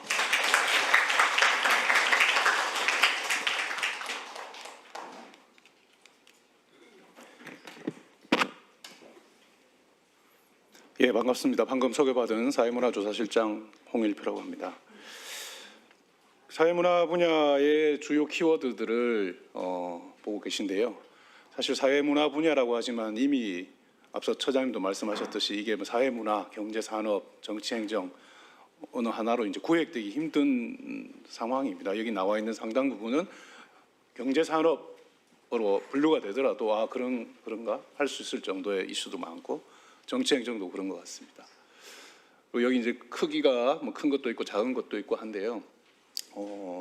크기가 크기 때문에 더 중요하고 작기 때문에 덜 중요하다 이렇게 구분하실 것은 아닌 것 같고 받으신 자료집을 참고하시면 하나하나가 다 소중한 아이템이 될 수 있고 또 중요하게 이번 국감에서 활용될 수 있을 것이라 생각됩니다.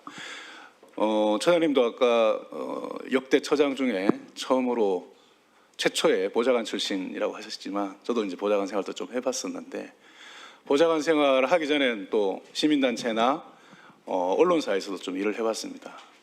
거기도 넓게 보면 이제 질문하고 답하라고 막 이렇게 요구하는 그런 곳이었는데 보좌관이 돼서 자료 제출 요구라고 하는 걸 경험해 보면서 이런 신세계가 있는가. 그 전에 정보 공개 청구를 하고 뭐 집회 시위를 하고 해서 또는 뭐 전화를 걸어서 여기 어느 신문사인데 뭐 좀 달라고 해서 억지로 얻어내던 자료들을 의원실에 비치된 컴퓨터나 또 당시에 이제 전화 등을 통해서 자료를 달라 그랬을 때, 야, 이렇게 많은 자료를, 자세한 자료를 이렇게 앉은 자리에서 받아볼 수 있다니 하면서 환호했던 기억도 있는데요. 근데 이제 문제는 이제 자료는 많이 받아볼 수 있는데 막상 자료를 많이 받다 보니까 도대체 이걸 어떻게 써먹어야 될지 좀 난감했던 기억도 있고, 자료를 많이 가져다 주면 줄수록 사실은 질문을 만들기가 더 어렵다는 경험도 했었던 것 같습니다. 오히려 정확하게 자기 질문이 오히려 좀 선행하고 그 질문에 맞춰가지고 필요한 자료들을 계속 그렇게 찾아 나가는 그런 방식으로 했을 때 훨씬 더 특히 국감 같은 데서 그 질의 효과가 컸던 것 같고요. 오늘 저희가 비록 비단 사회문화 분야뿐만 아니라 다른 데서 이렇게 작성된 그 현안과 문제점이라든가 질의 예시라든가 관련 자료에 대한 뭐 그 일종의 제안 이런 것들도 그 직접 작업을 하시는 과정, 국감을 준비하시는 과정에서 그 참고하시면서 이걸 가지고 내가 이렇게 질문하면 충분히 의미 있는 그 질문을 구성할 수 있고 또 필요한 자료를 받을 수 있겠다라는 데 도움이 되는 그런 시간이 됐으면 좋겠습니다. 그 상임위별로 뭐 질문들 이렇게 구성이 되어 있는데요. 앞서 이제 두 실장님들께서 말씀하셨듯이 여기 있는 이제 질문들이 전체 그 상임위 또 뭐 피감기관 대상으로 생각해 본다면 중요한 것이긴 하지만 이것이 아닌 다른 질문들에서도 훨씬 더 중요한 아이템들이 만들어질 수 있고 찾아질 수 있기 때문에 그 눈 밝은 우리 보좌진들이나 기자분들께서 저희가 배포해드린 자료들을 잘 좀 참고해 보시면 어떤 질문을 찾아볼 수 있을 거라 생각됩니다. 그리고 저 역시 앞서 말씀 있으셨습니다만 조사관들이 이제 같이 이런 질문과 자료를 만들고 또 편집 회의를 거치고 또 질문 꼭지를 뽑고 이런 과정에서 또 이 프레젠테이션을 준비하면서 여러 차례 이걸 읽어봤는데요.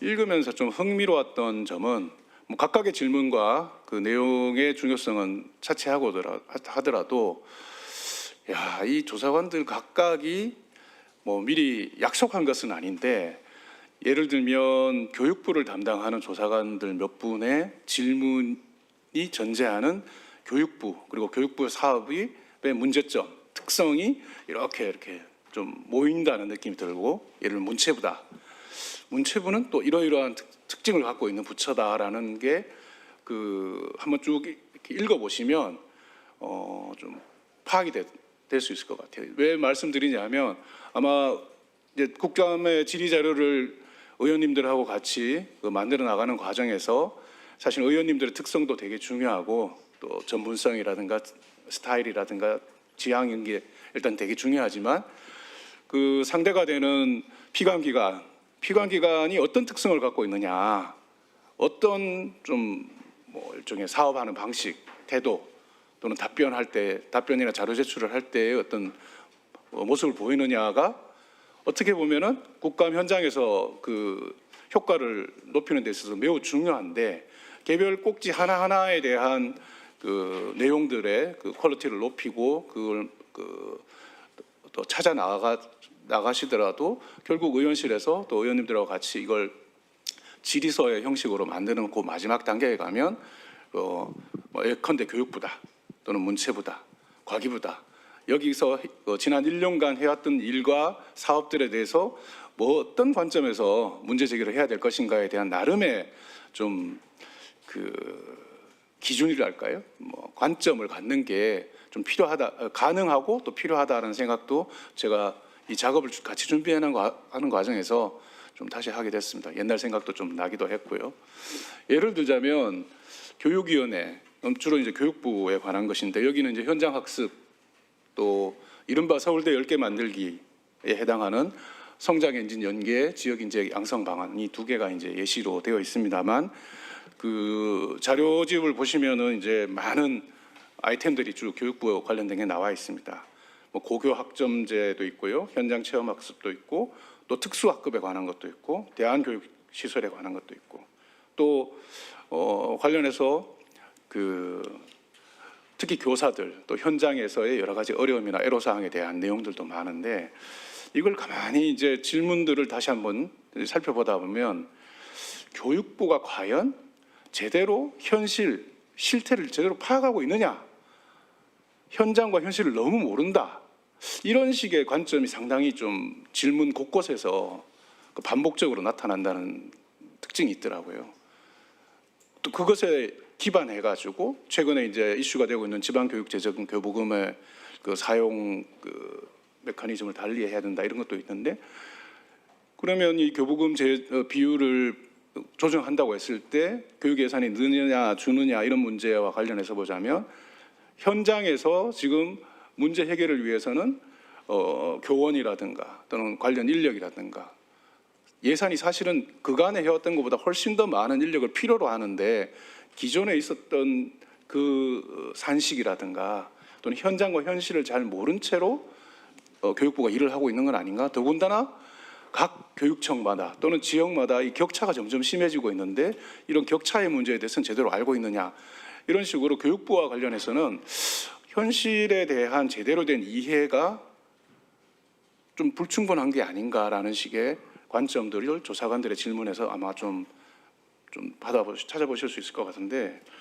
그거하고 조금 다르게 문체부, 여기 문광이 나오는데 문체부 걸 쭉 읽다 보다 보면 그거하고 좀 다른 그 관점의 조사관들의 질문 특징들이 발견됩니다. 문체부에 대해서는 여기도 이제 신탁관리업체 제어가 취소되면 저작권을 누가 받아주냐라든지, 미등록 대중문화예술 계도기관이 유명 연예인 1인 기획사한테 좀 오히려 면책하는 거 아니냐. 이건 뭐 현실에 대한 문제 제기도 하겠지만, 다른 꼭지들까지 쭉 읽어보시면 문체부는 뭔가 자신들이 해야 될 일을 좀 미루거나 좀 안 하거나 지연시키거나 뭔가 좀 무책임하다, 뭐 이런 식의 관점들을 조사관들이 가지고 계신 것 같더라고요. 그러니까 교육부하고 뭐 기본적으로 비슷하죠. 국감이기 때문에 비판적으로 이제 보는 건 비슷한데, 문체부가 하고 있는 일, 하고 있던 사업들에 대해서 그런 관점에서 조금 살펴보시면 또 뭔가 좀 이 문체부가 하고 있는 일의 특징점이나 문제점들에 대해서 좀 비판의 지점이 또 파악이 되는 건 아닌가, 이런 생각도 들고, 뭐 연장선상에서 보자면 과기부 참 잘하죠, 그죠? 그래서 또 이제 독파 뭐 이야기도 나오고 또 방통위도 있고 한데, 과기부 관련해서 쭉 또 한번 살펴보시면 그것도 또 재밌는 현상이 나타납니다. 뭐냐면은 과기부가 아까 다른 부처하고 또 다른 차원에서 뭔가 열심히 하고 잘하고 있다고 이제 막 이렇게 설명을 하고 있는데, 우리 조사관님들이 보시기에는 열심히는 하는데 방향이 잘못됐다. 이거는 이제 뭐 잘 모른다, 잘 안 한다 하고 좀 다른 차원의 문제 제기를 또 하고 있는 것 같아요. 과기부가 지금 A라는 방향으로 뭔가 사업을 추진하고 B라는 답을 내서 뭔가 일을 하려고 하고 있는 것 같은데, 그렇게 하면 안 돼. 이런 차원의 문제 제기들이 곳곳에서 확인되는 것 같아요. 뭐 하나하나 제가 다 말씀드릴 지금 상황은 아닌데, 제가 이 말씀드린 이유는 저희가 오늘 제공해드린 이 자료들을 각각의 아이템 차원에서 이렇게도 살펴보시고 저렇게도 살펴보시고 또 자료 제출을 요구해서 받아보시면 더 의미 있는 지리꼭지를 만들어내실 수도 있을 텐데, 그걸 할 때 본인이 소관하고 있는 부처의 특징이나 그간에 쭉 의정 활동을 지원하는 과정에서 경험하시거나 느끼셨거나 또는 이번 자료를 만드는 과정에서 확인할 수 있었던 그런 특징들이 좀 더 결합돼 가지고 질문을 구성하게 되면 훨씬 더 좀 효과적인 저희 자료의 활용법이 되지 않겠는가. 뭐 예를 들면 하나만 더 붙여보면 성평등 가족부가 마지막에 있기도 한데요. 그럼 성평등 가족부의 경우에 대해서는 우리 조사관님들이 쭉 이제 살피시기를 건 물론 이제 뭐 여러 가지 부처 규모라든가 뭐 권한이라든가 이런 것 때문에 역량의 한계를 호소하기도 하고 뭐 여러 가지 어려움을 말하는 경우가 많은데, 그것 때문인지 뭔가 실적과 건수 중심으로 본인들의 그 성과나 뭐 이런 것들을 좀 내세우고 있는 거 아닌가. 너무 실질적인 효과, 꼭 필요한 것에 대한 좀 더 실질적인 부분보다는 외형적인 실적과 건수 중심의 사업이 좀 많이 발견된다. 그렇게 하다 보니까 좀 해야 될 일을 안 하고 못 하든 좀 더 해야 되는 걸 덜 하는 거 아닌가, 이런 식의 지적들이 많은 것 같습니다.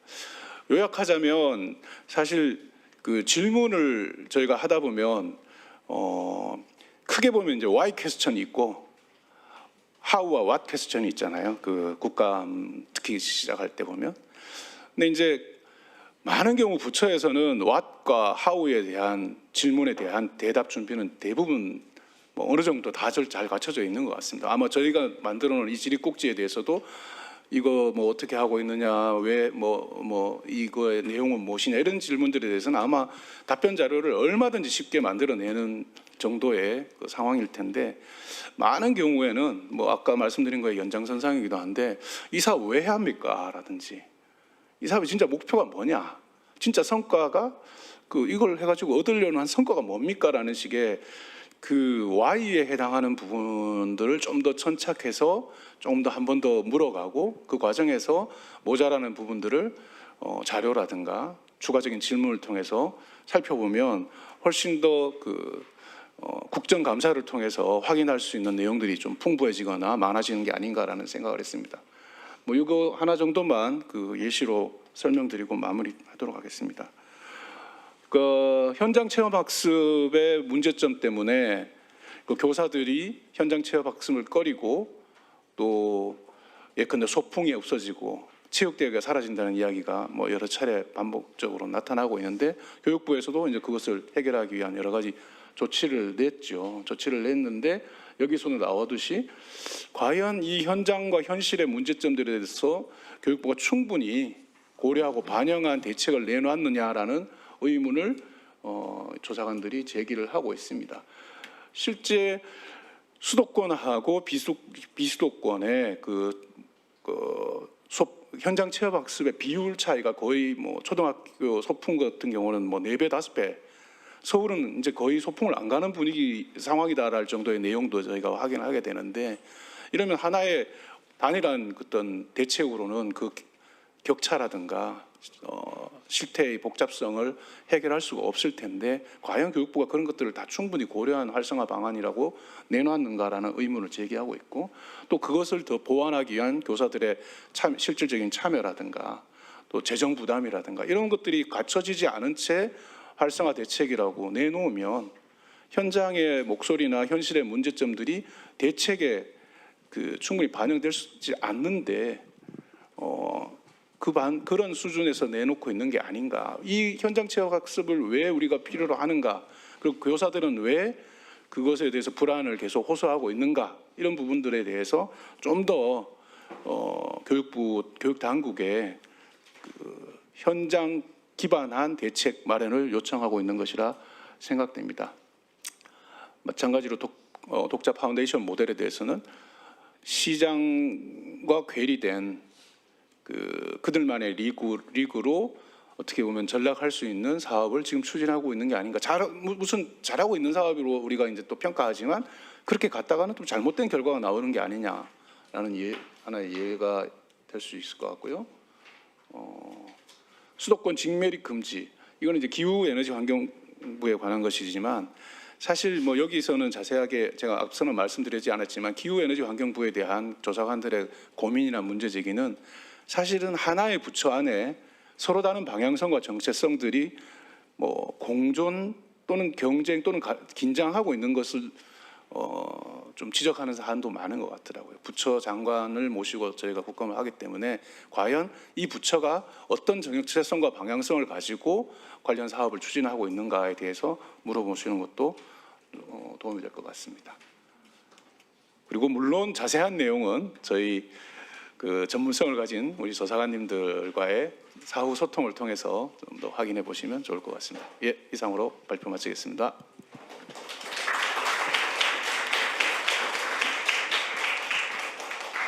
예, 홍익표 실장님 발표 감사드립니다. 그럼 이렇게 해서 저희가 세 개 분야에 대한 발제를 모두 마쳤는데요.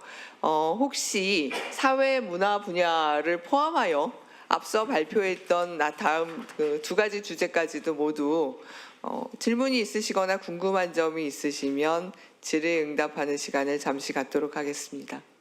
혹시 질문이 있으신 분 손을 들어주시고 소속과 직함, 성명을 말씀해 주신 다음에 질문해 주시면 감사하겠습니다.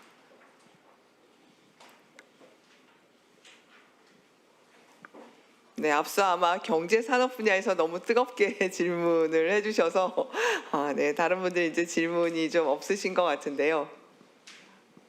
질문이 혹시 없으시면 저희 처장님의 마무리 말씀을 들어도 될까요? 예, 그럼 처장님 마무리 말씀 듣도록 하겠습니다. 네, 오늘 그 참석해 주신 여러분들께 모두 감사드리고요. 저희가 이 5번 편집 회의도 하고 그다음에 여러 가지 꼭지들 그다음에 내용들 많이 검토했습니다만 또 이 자리에 우리 조사님들 많이 계신데 실제로 이 질문 여러분들 또 우리 조사관들께서 이렇게 꼼꼼하게 작성하신 질문들이 실제로 국감 현장에서 다 활용될 것이냐의 문제는 저는 사실은 두 번째 문제라고 생각을 하고 일단 제가 대단히 중요하게 생각하는 것은 이 해당 제기된 꼭지 이슈에 대해서 담당하는 행정부의 적어도 사무관, 과장, 국장들은 반드시 이 질문들을 읽어볼 것이다 라고 하는 생각이 들고요. 제가 행정부에서도 좀 일을 해봤지만 이런 경우들이 있습니다. 행정부는 항상 답변을 준비하는 곳이고 정책을 집행하는 곳이기 때문에 아까 사회실장님 말씀대로 따르면 Y 질문을 잘 하지 않습니다. 예, 기본적으로 그런 습성이 있죠. 국회는 반대로 항상 질문을 하는 습성이 있습니다. 그래서 두 기관의 특성이 대단히 다른데 지금 뜨거운 여름 동안에 2달 동안 많은 그 조사관들께서 질문 작성하셨는데 저도 이렇게 다시 행정부에 제가 있다는 느낌으로 이 질문들을 읽어보면 이 문제를 이렇게 볼 수가 있나? 아니면은 생각해 보니까 요건 좀 문제가 있네. 예, 이 사업을 진행하면서 요건 왜 우리가 한 번도 그 전에 생각을 안 해봤지? 라고 하는 경우들이 상당수 있습니다. 왜냐하면 앞서 설명하신 것처럼 어떻게 할 거예요? 라고 물어보면은 네, 이렇게 할 겁니다. 그럼 뭐 했어요? 물어보면은 예산 집행 실적, 사업 집행 실적 같은 걸 얘기하죠. 이 사업 왜 합니까? 라고 물어보면은 글쎄요. 네, 그런 부분들이 있는데 아마 우리 이번에 낸 이슈 보고서에서 그런 부분들이 많이 지적됐기 때문에 이 보고서 자체만으로 그리고 여러 가지 질문들이 포함된 이 꼭지들만으로도 대단히 행정부에서 정책 집행하는 데 큰 의미가 있을 것이다. 그리고 앞으로 이런 질문들을 계속 국회가 해야 된다라고 하는 생각을 하게 됩니다. 방금 전에 그 질문 꼭지를 보다가 우연히 보니까 사회분야 9페이지에 초중고등학교 전국 수학여행 현황 3년치가 나와 있네요. 국정감사가 아니면 우리가 이런 표를 언제 보겠습니까? 부산, 대구, 강원은 대구는 거의 100% 가깝게 수련회를 가는데 경기도는 20%대밖에 수학여행을 가지 않네요. 우리가 서로 다른 나라도 아닌데 한 나라 안에서 이렇게 수련회 수학여행 가는 현황이 이렇게 다르다는 것을 보통 우리는 자기 광역단위 안에서 사고를 하기 때문에 다른 지역이 어떤지 잘 모르고 우리 지역에서 이러면 다른 지역도 그렇겠지라고 생각하게 되는 경우가 많은데 이렇게 국감 때 이런 표들을 한번 집계해 보면서 교육부의 정책이 과연 이렇게까지 다르게 영향을 미쳐도 되는 것인가? 지방에 아니면 지방의 이 교육 자치에 따라서 또 이렇게 차이가 나는 것인가? 또 어떤 지원들이 있는가? 이런 고민들을 이 표를 보게 되면서 하는 것 같습니다.